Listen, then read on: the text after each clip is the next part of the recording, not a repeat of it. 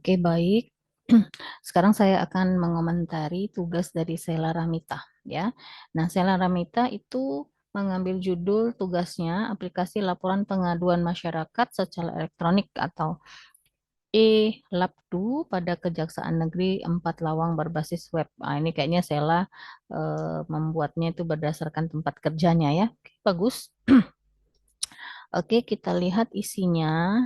Ada prakata, oke. Ada daftar isi, sesuai ya, sesuai dengan ininya. Oke, yang pertama, Sela membuat aplikasinya menggunakan waterfall, di mana tahap pertamanya adalah analisis, oke, desain, kemudian coding, pengujian, dan pemeliharaan. Berarti bab 2-nya adalah analisis. Nah, Sela, nama bab 2 di sini jangan tahap pertama, tapi analisis, karena tahapan pertama dari rujukan yang kamu ambil itu kan analisis.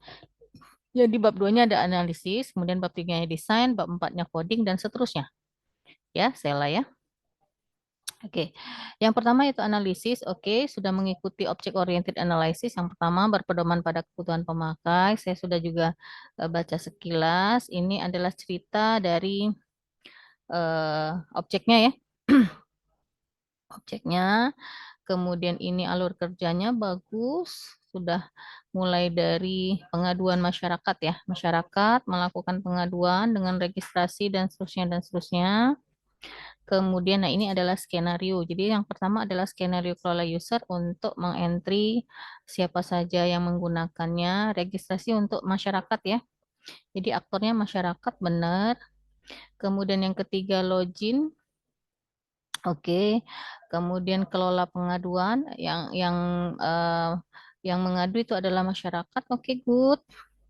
Kelola tanggapan, oh menanggapinya ya, menanggapinya adalah petugas, boleh. Cetak laporan, oke, oke bagus. Oke, kita lihat sekarang objeknya.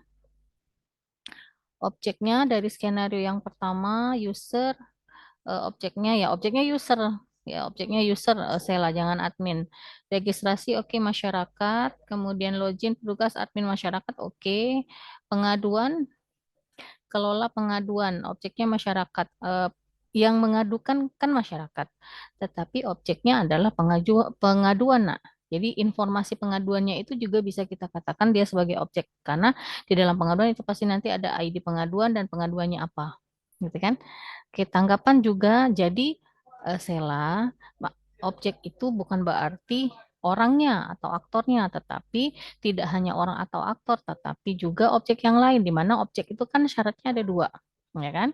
Yang pertama bahwa objek itu dia harus punya atribut, yang kedua harus punya operasi, kayak mahasiswa nih. Mahasiswa kalau kita anggap sebagai objek, apa atributnya? NIM, nama, kelas, dan seterusnya. Sedangkan operasinya apa? Oh, datanya bisa kita tambah, kita entry, kita save, kita delete, kita edit, dan seterusnya. Nah, jadi kalau kelola pengaduan, saya rasa tidak hanya masyarakat, tetapi juga pengaduan. Ya, tanggapan juga begitu. Tidak hanya petugas, tapi ada tanggapan sebagai objek. Laporan juga begitu, tidak hanya admin, tetapi juga laporan. Nah ini kan ada nih. Nah, berdasarkan kelas objek-objek tadi kan, nah ternyata kan ada kelas pengaduan, ada kelas tanggapan, ada kelas laporan. Justru kelasnya sudah ada, tetapi yang di atas objeknya tidak ada. Nah, ya, nanti diperbaiki aja. Oke, kelasnya, oke, berdasarkan ini tadi berarti ada 7 kelas ya. Berarti ada 7 kelas, 5, 6, dan 7. Oke, good. Konsepnya udah benar.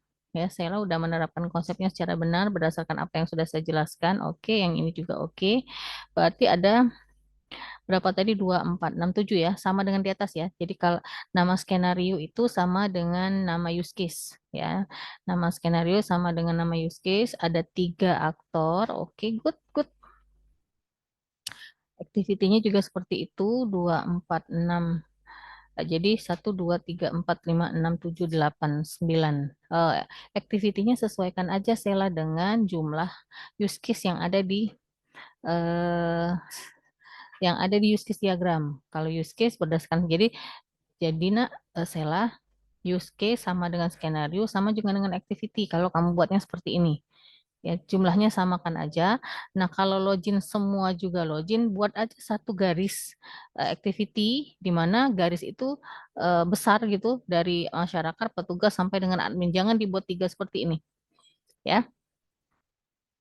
Oke, kelas diagram tadi ada 2, 4, 6, 7. Oke, ada 7 sesuai dengan kelas diagram ini apa namanya? Tahap ketiganya berarti tadi apa?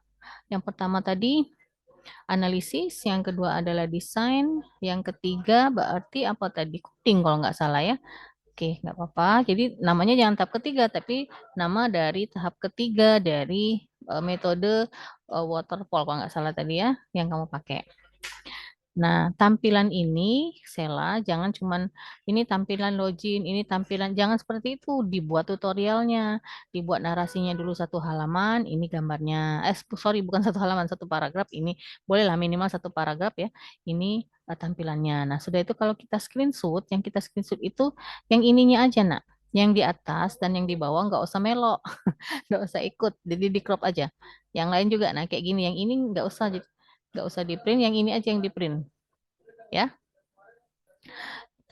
Oke, dibuat narasinya, semua tampilan harus ada narasinya. Saya juga sudah lihat ininya, apa namanya, presentasi kamu sudah baik, sudah cukup baik ya. Oke, yang keempat pengujian. Oke, boleh kalau mau ditambahkan. Yang kelima adalah pemeliharaan. Jadi namanya pemeliharaan ini ya.